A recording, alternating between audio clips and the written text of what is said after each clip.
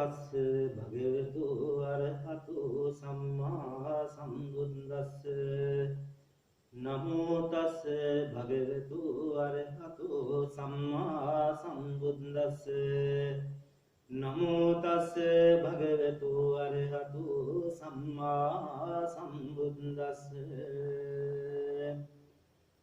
අත්ථි භික්ඛවේ ආසවා දස්සනා පාතබ්බා අත්ථි ආසවා සංවරා පාතබ්බා අත්ථි ආසවා පටිසේවනා පාතබ්බා අත්ථි ආසවා පරිවර්ජනා පාතබ්බා අත්ථි ආසවා විනෝදනා පාතබ්බා අත්‍යාසවා භාවනා පාතබ්බාති.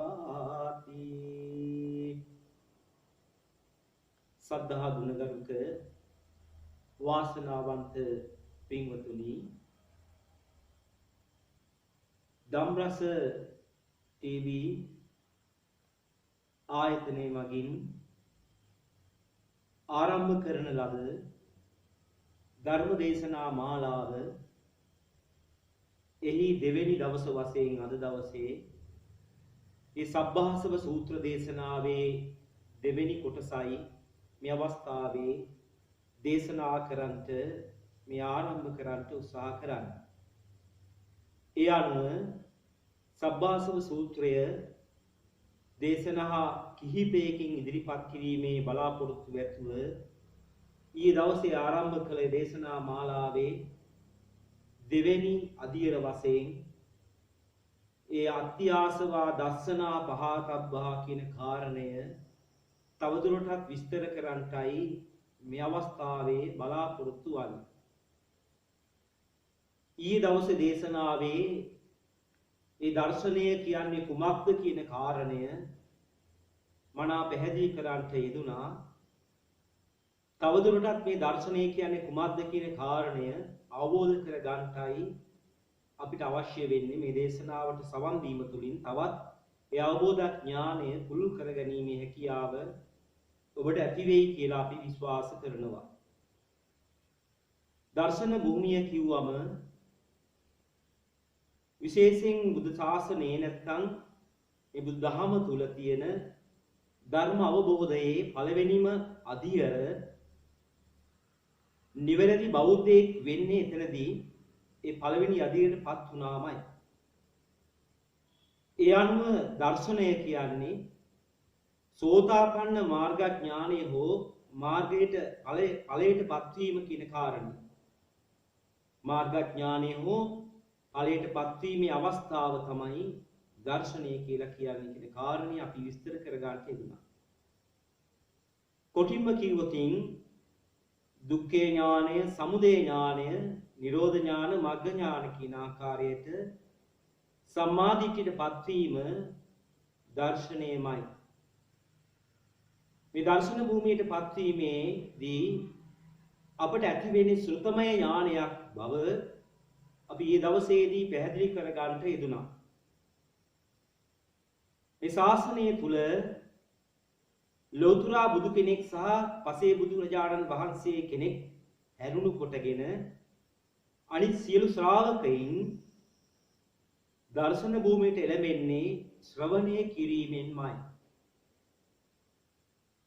ලෝකෝත්තර ශුන්‍යතා දහම නැත්නම් උතුම් චතුරාර්ය සත්‍ය ධර්මය ශ්‍රවණය කිරීම මාත්‍රයෙන්ම අපහට දර්ශන භූමියට එළඹීමේ හැකියාව ඇති වෙනවා. වෙන අද අපි බලමු මේ දර්ශන භූමියේදී අවබෝධ කරගත යුතු ඥාන දර්ශන හතර පිළිබඳව විස්තරයක් කරගන්නට. දර්ශන භූමියේදී පළවෙනි වශයෙන් අවබෝධ කරගන්න ඕනි දුක්ඛේ ඥානය ඇති කර ගැනීම. ඒ වගේම දුක්ඛ සමුදය ඥානය, නිරෝධ ඥානය, මග්ග ඥානය වශයෙන් චතුරාර්ය සත්‍ය දර්ශනය ඥාන දර්ශනයක් බවට පත් කර ගැනීමයි සිදු කළ යුතු වන්නේ. අපි මෙහි මූලික අංගය වශයෙන් එහෙමනම් දැන් විග්‍රහ කරගමු දුක්ඛ ආර්ය සත්‍ය කියන්නේ කුමක්ද කියලා. දුක්ඛ සත්‍යයත් දුක්ඛ ආර්ය සත්‍යයත් කියලා වශයෙන් අපි සඳහන් කරනකොට මෙලොකේ දුකක් තියෙනවා. ඒ ලෞකික වශයෙන් ගන්නා වූ දුක් ගොඩාක් තියෙනවා.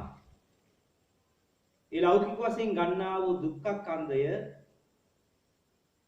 ගැන නෙවෙයි ආර්ය දුක්ඛයේදී සඳහන් කරන්නේ. එදිනදා ජීවිතයේ ඇතිවෙනා වූ කරදර කම්කටොළු විවිධ තාදන පීඩන එලහැප්පීම් වලින් හටගන්නා වූ ස්වභාවයන් කායික මානසික වේදනාවන් ලෞකික වශයෙන් දුක කියලා සඳහන් කරනවා. එදා ලෞතර බුදු පියාණන් වහන්සේ නැත්නම් අප මහා බෝසතාණන් වහන්සේ සම්මා සම්බුද්ධත්වයට පත් වූ මොහොතේ දුකින් අත මිදුණා. දුක නැති කරා. නමුත් අපි අහලා තියෙනවා ලෞතර බුදු පියාණන් වහන්සේට ශාරීරික දුක් ඇති වෙච්ච අවස්ථාවෙකට විවිධ රෝගාබාධ ඇති වෙලා ශාරීරික වශයෙන් හටගත් දුක් වේදනා ගැන අපි අහලා තියෙනවා. විශේෂයෙන් දෙව්දත් තෙර විසින් ගල් පෙරළපු අවස්ථාවේ ගල් පතුරක් වැදිලා ඒ ශ්‍රී පාදය තුවාල වෙලා ලේ ගන්න අවස්ථාවේ ඇතිවෙච්ච කායික දුක් වේදනාව ගැන අපි අහලා තියෙනවා. එමුණා ලෞතර බුදු කෙනෙක්වත් ඔය කියන කායික වශයෙන් හටගන්නා වූ දුක නැති කරලා නැහැ. නමුත් ලෞතර බුද්ධ රාජ්‍යයට පත් වෙනකොටම දුක නැති කරා කියන සඳහන තියෙනවා. දුකෙන් සියලු දුකෙන් නිදහස් වුණා කියන කාරණය. එහෙනම් මෙතන දුක කියලා කියන්නේ අපි ඔය හිතන දුක නෙවෙයි, ඊට එහා ගිය ලෝකෝත්තර වශයෙන් අවබෝධ කරගත යුතු දුකක් තියෙනවා. දූෂිත ධර්මයන්ගෙන් අපේ චිත්ත සංතානයේ කය කර ගැනීම, දූෂිත ධර්මයන්ගෙන් කය වීම කියන අර්ථයෙන් දුක්ඛ කියලා කියන්න පුළුවන්. මේ ලෝකේ දූෂිත ධර්මයන් ප්‍රධාන වශයෙන්ම තුනයි තියෙන්නේ. මේ දූෂිත ධර්මයන් තුනෙන් තමයි සියලු කෙලෙස් ඇති වෙන්නේ. එනම් සියලු දුක කියනකොට නැත්නම් දුක්ඛ සත්‍ය කියනකොට මේ කියන දූෂිත ධර්ම තුනෙන් සිත කය කර ගැනීම දුක්ඛ කියලා කියන්න පුළුවන්. ඒ දූෂිත ධර්ම තුන අපි ගත්තොතින් රාගය, ද්වේෂය සහ මෝහය. රාග, ද්වේෂ, මෝහ කියන්නේ මේ දූෂිත ධර්මයන් තුනටයි. තවත් විදියකින් මේ රාග, ද්වේෂ, මෝහ කියන කාරණය හේතු 6කින් විස්තර කරන්නටත් පුළුවන්. ලෝභ, ද්වේෂ, මෝහ සහ අලෝභ, ද්වේෂ, අමෝහ වශයෙන් මේ හේතු 6ම රාග, ද්වේෂ, මෝහ වශයෙන් කෙටි කරන්න. යම් චිත්තසංතානයක් තුල රාගය උපදිනවා නම්, ඒ වගේම ද්වේෂය උපදිනවා නම්, මෝහය උපදිනවා නම් මේ රාග, ද්වේෂ, මෝහයන්ට කියනවා දුක කියලා. මේ රාග, ද්වේෂ, මෝහයන් නිසා මේ ලෝකයේ තියෙන ස්කන්ධ පහක් අපි උපාදානය කරගෙන උපාදාන ස්කන්ධ පහක් ඇති කරගන්න. රූප, වේදනා, සංඥා, සංඛාර, විඥාන කියන ස්කන්ධ පහ උපාදානය කරමින් රූප උපාදානය, වේදනා උපාදානය, සංඥා උපාදානය, සංඛාර උපාදානය, විඥාන උපාදානය වශයෙන් උපාදානස්කන්ධ පහක් ඇති කර ගන්නවා. මේ උපාදානස්කන්ධ පහටත් අපි දුක කියලා කියනවා. ධර්මයේ සඳහන් වෙන විදිහට මේ උපාදානස්කන්ධ පහත් දුක වශයෙන් ගන්න පුළුවන්. එනිසායි සඳහන් කරලා තියෙන සංකිට්ඨේන පංච උපාදානස්කන්ධා දුක්ඛා කියලා. එනම් මේ පංච උපාදානස්කන්ධයම තමයි රාග, දේශ, මෝහ කියලා කියන්නේ. එහෙනම් අපි කෙටියෙන් ගත්තොත් දුක කියලා කියන්නේ රාග දේශ මොහයන්ටමයි. කොහොමද මේ දුක හටගන්නේ කියන කාරණය? මේ දුක උදාවන ආකාරය දුක සමුදයෙන් අපිට අවබෝධ කරගන්න පුළුවන්. දුකෙහි හට ගැනීම. අපි ලෞකික අර්ථයෙන් දුක්ඛ සමුදය සත්‍ය දුකෙහි හට ගැනීම කියලා ගත්තට ඒ ලෝකෝත්තර අර්ථ වශයෙන් ගත්තොතින් සමුදය කියලා කියන්නේ සං උදා වීමයි. සං කියන්නේ බැඳීමට බව අපි විස්තර කරගත්තා. එහෙනම් සං උදා වීම, බැඳීම ආරම්භ වීම, බැඳීමක් උදා වීම දුක්ඛ සමුදය කියලා කියනවා. නම් රාග, දේශ, මෝහ ධර්මයන්ගෙන් මේ ලෝකයට බැඳීම ආරම්භ වීම, බැඳීම උදා වීම දුක්ඛ සමුදය වශයෙන් සඳහන් කරනවා. ඒ දුක්ඛ සමුදය තමයි තෘෂ්ණාව. රාග දේශ මොහයන්ගෙන් ලෝකයට බැඳෙන්නේ තෘෂ්ණාව හේවත් කැමැත්තෙන්. අප තුල හට ගන්නා වූ තෘෂ්ණාව කැමැත්ත ඒක තමයි දුක සමග බැඳීමට හේතු වෙන්නේ.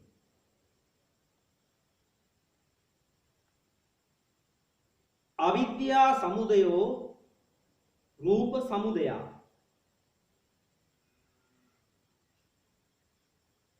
අවිද්‍යා නිරෝධෝ රූප නිරෝධා. දැන් සමුදය කියන අර්ථය සාමාන්‍ය විහාරයේදී අපිට අහන්න ලැබෙන්නේ සමුදය කියනකොට හට ගැනීම කියලා. එහෙනම් දුක්ඛ සමුදය කියන්නේ දුකේ හට ගැනීම නම්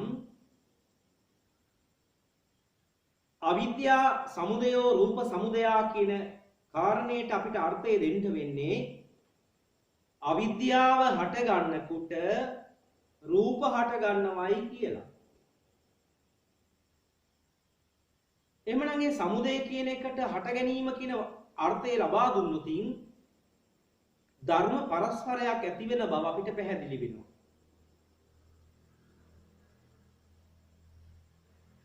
රූප හටගෙන තියෙන්නේ අවිද්‍යාවෙන් නම් අවිද්‍යා සමුදය රූප සමුදය කියනකොට අවිද්‍යාවේ හට ගැනීමෙන් රූප හට ගන්නවා කියලා අපි කිව්වොතින් රහතන් වහන්සේ කියන්නේ අවිද්‍යාව ප්‍රහාණය කළ කෙනෙක්, අවිද්‍යාව නිරෝධය කළ කෙනෙක්, අවිද්‍යාව උදා නොකළ කෙනෙක්. ඒ නිසා රහතන් වහන්සේ අවිද්‍යාව නැති කළ නිසා අර සාමාන්‍ය අර්ථයෙන් අවිද්‍යා සමුදය රූප සමුදය අවිද්‍යා නිරෝධෝ රූප නිරෝධා කියන කාරණේට අවිද්‍යාව හට ගැනීමෙන් රූප හට ගන්නවයි අවිද්‍යාව නැති කිරීමෙන් රූප නැති කරනවයි කියලා ගත්තොත් රහතන් වහන්සේ නැත්තම් අරහත් ඵලයටපත් වෙන මොහොතේදී රූපස්කන්ධය අතුරුදහන් වෙන්න ඕන. නමුත් එහෙම දෙයක් වෙන්නේ නැහැ. රහතන් වහන්සේගේ රූපස්කන්ධය අමනක් නෙමේ රූප වේදනා සංඥා සංකාර විඥාන කියන ස්කන්ධ පංචකයම පවතිනවා. අරහත් ඵලයටපත් වෙනකොට සෝපාදිශේෂ පරිනිර්වාණයටයිපත් වෙන්නේ. මනම් එතනින් සඳහන් වන ආකාරයට අවිද්‍යාවේ හට ගැනීම රූප හට ගැනීමක්වත් අවිද්‍යාවේ නැති කිරීම රූප නැති කිරීමක්වත් වශයෙන් අපිට ගන්න බෑ. එහි නිවැරදි අර්ථය වෙන්නේ ලෝකෝත්තර අර්ථයෙන් ගත්තම සමුදය කියන එකට සංඋදා වීම හේවත් බැඳීම ආරම්භ වීම. සංඋදා සමුදය යමෙක් අවිද්‍යාවත් එක්ක බැඳුනොතින් අවිද්‍යාවත් එක්ක බැඳීම ආරම්භ කළොතින් ඔහු දෙවැනුව බැඳෙන්නේ රූපයත් එක්කයි. අවිද්‍යා සමුදය රූප සමුදය අවිද්‍යාවත් එක්ක බැඳුනම ඔහු රූපයත් එක්ක බැඳෙන්න ගන්නවා. අවිද්‍යාව නිරෝධය කළාම ඒ කියන්නේ අවිද්‍යාව නැති කළාම නෙවෙයි අවිද්‍යාව උදා නොකළම නැවත රූපයත් එක්ක බැඳීම උදා වෙන්නේ නැහැ. නිරෝධය කියලා කියන්නේ නිරුදා කිරීමයි. උදා නොකිරීමයි. මේ ශාසනයේ තියෙන වැඩපිළිවෙල තුල අපි හිතාගෙන ඉන්නේ කිලිටි රෙදි හොදනවා වගේ වැඩක් තියෙන්නේ කියලා. කිලිටි වෙච්ච සිතක් පිරිසුදු කරන වැඩක් තියෙන්නේ කියලා. අපි කිසිම කෙනෙකුට කිලිටි වෙච්ච සිතක් පිරිසුදු කිරීමේ හැකියාව නැහැ. අපිට කරන්න තියෙන්නේ කිලිටි නොවි ආරම්භ වුණු මේ ප්‍රභාස්වර චිත්තය කිලිටි වීමට නොදී ආරක්ෂා කර ගැනීම පමණයි. මොකද මේ චිත්තයාගේ ආරම්භයම ප්‍රභාස්වර නිසා. ඒකයි චුල්ලපන්තක හාමුදුරන්ට බුදුරන් වහන්සේ දුන්න උපක්‍රමය ඊතා පිරිසිදු සුදු රෙදි පෙට් කැබැල්ලක් දෙනවා පිරිමදින්න කියලා. ඒ පිරිසුදු රෙදි කැබැල්ල තමයි පිරිමැදීම හේතු කොටගෙන කිලිටි භාවයටපත් වෙන්නේ. අනේ අවස්ථාවේ චුල්ලපන්තක හාමුදුරන් වහන්සේ අවබෝධ කරගන්නේ මේ චිත්තයාගේ ස්වභාවය උපන්සිත ප්‍රභාස්වරයි ආගන්තුක ඇතිවෙන්නා වූ උපක්ලේශ ධර්මයන්ගෙන් තමයි මේ සිත කිලිටි ගන්වන්නේ කියන අවබෝධය. එහෙනම් අවිද්‍යා නිරෝධෝ රූප නිරෝධා කියනකොට ඇති වුණා වූ අවිද්‍යාවක් නැති කිරීමක් ගැන ශාසනයේ සඳහනක් නැහැ. චිත්තසංතානය තුළ අවිද්‍යාවෙන් තොරව හට ගන්නා වූ සිත අවිද්‍යාවට නැඹුරු නොවි රාග දේශ මොහයන්ට කය නොවි පවත්වා ගැනීමට කියනවා අවිද්‍යා නිරෝධෝ කියලා. නිරෝධා කිරීම උදානු කිරීම නැති කිරීම නෙවෙයි. අපි මෙතෙක් කල් ආපු වැඩපිළිවෙල තුල අපි හැම මොහොතෙම නැති කරන්නටයි උත්සාහ කරන්නේ. පව්කමා කිරීමක් වගේ කරගත්තා වූ පව් කමා කරන්නාසේ අපි කිලිටි වුණ සිත පිරිසුදු කරන්න උත්සාහ කරන කවදාක්වත් ඒ සිත පිරිසුදු කරන්න වෙන්නේ නැහැ. මොකද ඒ අවස්ථාවේ ඒ චිත්තයන් හටගෙන බිඳ වැටිලා අවසන්. එහෙනම් අපිට කරන්න තියෙන්නේ ඇති වෙන්න තියෙන සිත පිරිසුදු භාවයේම පවත්වා ගැනීම පමණයි. ඇති වෙන්න තියෙන සිත පිරිසුදු භාවයේ පවත්වා ගැනීම එහෙම ලෙහෙසියෙන් කරන්න පුළුවන් දෙයක් නෙවෙයි. ඒ සඳහා අපිට හොඳ අවබෝධයක් ඕනේ. අන්න ඒ සඳහා ගන්නා වූ අවබෝධය තමයි මේ කියන චතුරාර්ය සත්‍ය ධර්මයේම අවබෝධය ඇති කර ගැනීම, සම්මා දිට්ඨියටපත් වීම, සෝතාපන්න සූත්‍රයේ සඳහන් කරන්නේ සෝතාපන්නයා කියනවා කොතකින් සෝතාපන්නද? ඒ අවස්ථාවේ දේශනා කරන්නේ යම් පුජ්‍යලේ රූප වේදනා සංඥා සංකාර විඥාන කියන ස්කන්ධයන් කෙරෙහි සමුදයත් අත්ංගමයත් ආස්වාදයත් ආදීනවත් නිස්සරණයත් තතුසේ අවබෝධ කරගනීද ඔයතකින් සෝතාපන්නයි කියලා. අරහන්ත සූත්‍රයේදී දේශනා කරන්නේ යම් කෙනෙක් මේ ස්කන්ධ ධර්මයන්ගේ සමුදයත් අත්ංගම ස්කන්ධ ධර්මයන් කෙරෙහි උපාදානයේ සමුදයත් අත්ංගමයත් ආදී ආස්වාදයත් ආදීනවත් නිස්සරණයත් තතුසේ අවබෝධ කරගෙන උපාදාන රහිතව මිදේ නම් ඔහු අරහත් ඵලයේ පිහිටවනවායි කියලා. එමනම් සෝතාපන්න ඵලය කියන්නේ දර්ශනයක් පමණයි. ධම් දර්ශන අවස්ථාවක්, දැක්ම මුලින්ම දැකපු අවස්ථාව. එතෙක් කල මේ ලෝකයේ ආස්වාදයේ පසුපස දුවපු ඒකේනා මේ ආස්වාදයේ ආදීනමය අනිච්චයි කියලා දැනගත්ත මොහොතේ ඉඳන් ඔහුගේ ගමන අර දුවපු ගමන නෙවෙයි අඩාල වෙච්ච ගමනක් බවට පත් වෙනවා. ඒත් දුවපු කෙනා ටිකක් නවතිනවා. සහ මුලින්ම නෙවෙයි වේගය අඩු කරගන්නවා. හැබැයි ඔහු ආස්වාදයේ පිනිස යමක් කර කර හිටියද ඒක නවත්වන්නෙත් නෑ. ඔහු එක්තරා වූ ධම්මසක් ඇති කරගන්නවා, ඥාන දර්ශනයක් ඇති කරගන්නවා. යංකින්චි සමුදය ධම්මං සබ්බත්තං නිරෝධ ධම්මන්ති කියන තැන. අපි ඕක අහනකොටම අපිට මතක් වෙන්නේ තේරුම යමක් හටගත්තා නම් ඒ සියල්ල නැති වෙනවයි කියලා. එහෙම තමයි තේරුම තියෙන්නේ. ඒ වරදක් නෑ. ඒ සතර මහා භූතයගේ ස්වභාවය. සතර මහා භූත වශයෙන් යමක් හටගත්තා නම් ඒ සියල්ල නැති වෙනවා. ඒක හරි. ඒක වැරදි කියන්නේ නැහැ. නමුත් සෝතාපන්න මාර්ගඥානයේ හෝ ඵලයේදී අවබෝධ කරගන්නේ ඔහුගේ චිත්ත සංතානය තුල ඇති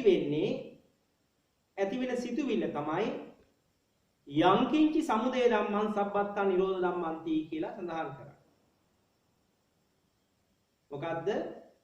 අපි කියන්නේ යමක් හටගත්තා නම් ඒ සියල්ල නැති වෙන සුළුයි කියලා. අර්ථය ඒක නෙවෙයි. ඔහුගේ අවබෝධයයි ඔය. අවබෝධය ගත්තොතින් මෙතෙක්කල් යමක් සංඋදා කළා නම් යංකින්චි සමුදය ධම්මං මෙතෙක්කල් බැඳීම පිණිස උදා වුණා නම් මෙතෙක්කල් රූප වේදනා සංඥා සංකාර විඥාන කියන ස්කන්ධ ධර්මයන්ගේ උපාදානයේ පිණිස යම් බැඳීමක් ඇති කරගත්තා නම් බැඳීම් පිණිස උදා වුණා නම් සංඋදා කළා නම් සබ්බත්තං නිරෝධ ධම්මන්ති ඒ සියල්ල නිරුදා කළ යුතුයි උදා නොකළ යුතුයි කියන තැන ඉන්නේ. බලන්න මේ වෙනස. යමක් හට ගන්න ස්වභාවයේ වේද ඒ සියල්ල නැති වෙන ස්වභාවයේ ඇතයි කියලා අපි හිතුවට ඒක ඇවිල්ලා අසුතවන්ත සූත්‍රයේදී බුදුරජාණන් වහන්සේ දේශනා කරනවා මේ ලෝකයේ අසුතවත් නැත්නම් එතන සඳහන් කරන්නේ නූගත් පුහුදුන් තෙමෙහි මේ සතර මහා භූතයා කෙරෙහි සතර මහා භූතයාගෙන් හටගත්තා වූ මේ ශරීරයේ කෙරෙහි මිදීමට කැමති වන්නේය, උකටලී වන්නේය, මිදීමට දක්ෂ වන්නේය මේ ශරීරයෙන්. ඒ කුමක් හේඳයක් මේ ශරීර සතර මහා භූතයාගෙන් හටගත්ත මේ ශරීරයේ හට ගැනීමක් නැතිවීමක් පිරිහීමක් හොඳින් දර්ශනය වෙන බැවින් මේ ශරීරයෙන් මිදීමට සතර මහා භූතයාගෙන් මිදීමට නූගත් පුදුන් තෙමේ හරිම දක්ෂයි කියලා. නමුත්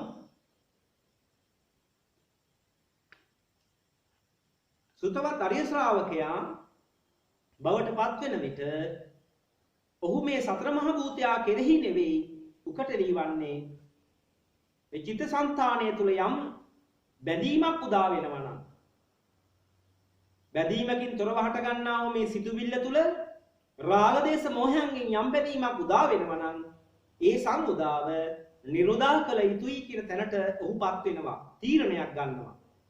හැබැයි ඔහු උදා නොකරනවා නෙවෙයි උදා කරමින්මයි ඉන්නේ. උදා කරමින් ඉන්න ඔහු උදා නොකළ යුතුයි කියන තැනට එනවා. ඒක උදාහරණයක් කිව්වොතින් අපි නිවසේ තියෙන යම් භාණ්ඩයක් මේ භාණ්ඩය ඉවත් කරන්නට නම් ඒ නිවසෙන් ඉවත් කරන්න කලින් නිවසේ හිමියා තීරණයක් ගන්නවා මේ භාණ්ඩය ඉවත් කළ යුතුයි. ඒක වැඩක් නෑ.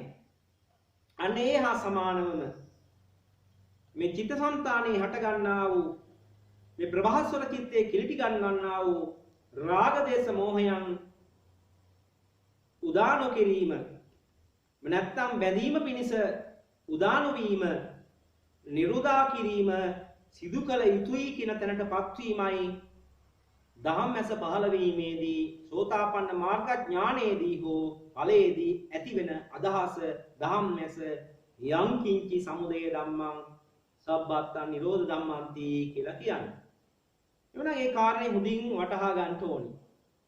මේ කාරණේ අවබෝධ කරන්නේ නැතිව මේ ධම්ම සාකච්ඡාව ධර්ම දේශනා මාලාව තුළ ඔබට අවබෝධයට යෑමේ හැකියාවක් නැහැ. ඒ නිසා මේ කාරණේ පිළිබඳ යම් ගැටලුවක් තියෙනවා නම් ඔබට ඒ විමසීමේ හැකියාව තියෙනවා මේ සමාජ මාධ්‍ය දාලයක් වශයෙන් තියෙන මේ මාධ්‍ය මෙහි අපිට ලියා දක්වලා යම් ගැටලුවක් තියෙනවා නම් ඔබට අහන්න පුළුවන් මේ දේශනාව සම්බන්ධව හෝ ඒ ගැටලු निराකරණය කරගැනීමෙන් තමයි අපිට ඒ අවබෝධය කරා යන්න පුළුවන් වෙන්නේ.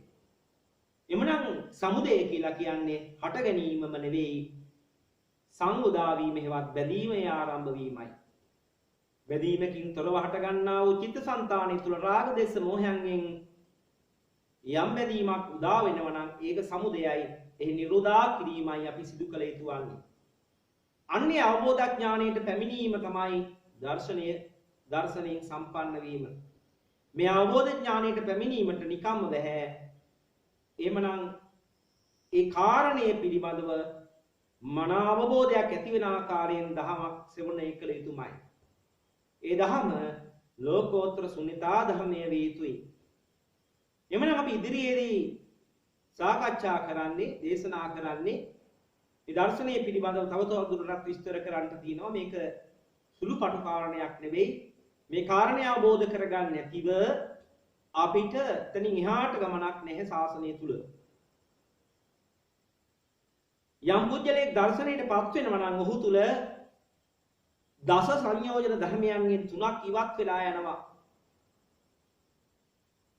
සක්කාය දිට්ඨිය, විචිකිච්ඡා, සීලබ්බත පරාමාස, කාමරාග, පටිඝ, රූපරාග, අරූපරාග, මාන්නොද්දච්ච, අවිජ්ජා කියන දස සංයෝජන ධර්මයන්ගෙන් සක්කාය දිට්ඨිය, විචිකිච්ඡා, සීලබ්බත පරාමාස කියන තුන් සංයෝජනයක් ඉවත් වෙන්න තරම් හැකියාවක් ඇති වෙන්නේ මහ මෙලක් තරම් කෙලෙස් ප්‍රහාණය වෙන්නේ මේ දර්ශන භූමියෙන්මයි. යම් පුජ්‍යලයේ චිත්තසංතානය තුල සක්කාය දිට්ඨි, විචිකිච්ඡා, සීලබ්බත පරාමාස කියන තුන් සංයෝජන ඉවත් වෙනවා නම් ඔහු මහ මෙලක් තරම් අකුසල් වලින් ඉවත් වෙච්ච කෙනෙක් බවට පත් වෙනවා. ඌට ඉතිරි වෙන්නේ ඊටාම ස්වල්ප වූ අකුසල් ප්‍රමාණයක්. සතර අපායේ සියලු දුක්ඛ වෙහිලා යනවා. ඒ නිසා දර්ශන භූමියට පත් වීම ඊටාම වැදගත් වෙනවා. එනම් සම්මාදිට්ඨිය තුල පිහිටවීම චිත්තසංතානයේ සම්මාදිට්ඨියේ පිහිටවා ගැනීමයි අපි විසින් සිදු කළ යුතු වන්නේ. මේ දේශනාවෙත් විස්තර කළේ නම් දර්ශන භූමිය කියන්නේ කුමක්ද කියන කාරණේ පමණයි. එහිදී අපි ලෝකෝත්තර නිරුත්තීන් අනුව මේ අවබෝධයට ගියේ නැත්නම් හුදෙක් භාෂා අවබෝධයකින් පමණක් මේ ධහම අවබෝධ කරගන්නට හැකියාව නැහැ. සමුදය කියන්නේ හට ගැනීම නෙවෙයි. ඒ හට ගැනීම කියන අර්ථය දෙන්න පුළුවන්. නමුත් සමුදය කියන්නේ සංඋදා වීමමයි, බැඳීම ආරම්භ වීමමයි කියන කාරණේ මූලික වශයෙන් අවබෝධ කරගන්නට. එන අනතුරු අපිට තියෙන්නේ එනම් අවිද්‍යාවෙන් තොර වීමට නම් අවිද්‍යාව නැති කිරීම අරහත් ඵලයේදී සිදු වෙන්නේ එතෙක් වැඩ පිළිවෙල කුමක්ද කියන කාරණේ සාකච්ඡා කිරීමයි සිදු කරන්නේ. සක්කාය දිට්ඨි, විචිකිච්ඡා, සීලබ්බත පරාමාස කියන කරුණු තුනක් පැහැදිලි කරමින් අද දවසේ දේශනාව සමත් කරන්නට බලාපොරොත්තු වන්නේ. මේ සක්කාය දිට්ඨිය කියලා කියන්නේ සක්කාය දිට්ඨි සූත්‍රයේදී විස්තර කරනවා සක්කාය කියන පොතකින් කොහොමද සක්කාය කියන්නේ කියලා. ඒදී සඳහන් කරන්නේ සක්කාය කියන්නේ උපාදානස්කන්ධ පහටයි කියලා. එහෙනම් සක්කාය දිට්ඨිය කියනවා නම් උපාදානය වටිනවා, සාරයි, සුභයි, හොඳයි කියලා ගැනීමේ දෘෂ්ටියට කියන සක්කාය දිට්ඨිය කියලා. එහෙනම් සක්කාය දිට්ඨිය කියලා කියන්නේ උපාදානයේ සාරයි, වටිනවයි කියලා ගැනීම. එහෙනම් සක්කාය දිට්ඨියෙන් ඉවත් වෙනවයි කියලා කියන්නේ උපාදානය අසාරයි කියලා ගැනීම, අනිච්චයි, දුක්ඛයි, අනාත්තයි කියලා වටහා ගැනීමට කියනවා සක්කාය දිට්ඨියෙන් මිදීම කියලා. එහෙනම් සක්කාය දිට්ඨිය මිදිච්ච කෙනා තුල ඇති වෙන දර්ශනය තමයි යංකින්චි සමුදය ධම්මං සබ්බත්තා නිරෝධ ධම්මන්ති කියන තැනට ඔහු එනවා. එහෙනම් උපාදානයේ වටිනවා කියලා හිතපු මෙතෙක් කල හිතපු ඔහු මේ උපාදානයේ දෙන අසාරත්වයේ දැකලා ඒ අවබෝධයෙන් ඔහු නිමීම සඳහා කටයුතු කරනවා. මනම් අදට ලැබිලා තියෙන කාල වේලාව අපිට අවසන් වෙන නිසා මේ දේශනාව ඉදිරියේදී තව සාකච්ඡා කරනවා. හෙට දවසේ මෙතෙන් සිට දේශනාව සිදු කරන්නට බලාපොරොත්තු වෙනවා. එතෙක් එහෙමනම් මේ සක්කාය දිට්ඨියෙන් අත මිදීම සඳහා ඇවැසි වූ ධම්ම අවබෝධයේ පිණිස මේ ධර්ම කරුණු ඒකාන්ත වශයෙන් ඔබ සෑම දිනාටම හේතු වේවා කියන ප්‍රාර්ථනාව තබමින් අද දවසේ දේශනාව සමත් කරනවා ඔබ සෑම දිනාටම සම්මා සම්බුදු සරණයි. ආකාශට්ඨා චුම්මට්ඨා දේවානාගා මහිද්దికා පුඤ්ඤම් තං අනුමෝදිත්වා චිරන් රැක්කන්තු ලෝක සාසනං. ආකාශට්ඨා චුම්මට්ඨා දේවානාගා මහිද්దికා පුඤ්ඤම් තං අනුමෝදිත්වා චිරන් රැක්කන්තු දේශනං. ආකාශට්ඨා චුම්මට්ඨා දේවානාගා මහිද්దికා පුඤ්ඤම් තං අනුමෝදිත්වා චිරන් රැක්කන්තු තං සදාති. ඉදම්මේ ඥාතිනං හෝතු සුඛිතා හුන්තු ඥාතයෝ. ඉදම්මේ ඥාතිනං හෝතු සුඛිතා හුන්තු ඥාතයෝ. ඉදම්මේ ඥාතිනං හෝතු සුඛිතා හුන්තු ඥාතයෝ. අභිවාදන සීලිස්ස නිච්ඡං උද්ධාපචායිනෝ චත්තාරෝ ධම්මා වඩ්ඩන්ති ආයුවන්නෝ සුඛං බලං ආයුරාරෝග්‍ය සම්පatti සග්ග සම්පatti මේව චතෝ නිබ්බාන සම්පatti විනාතේ ස්මිච්ඡතු.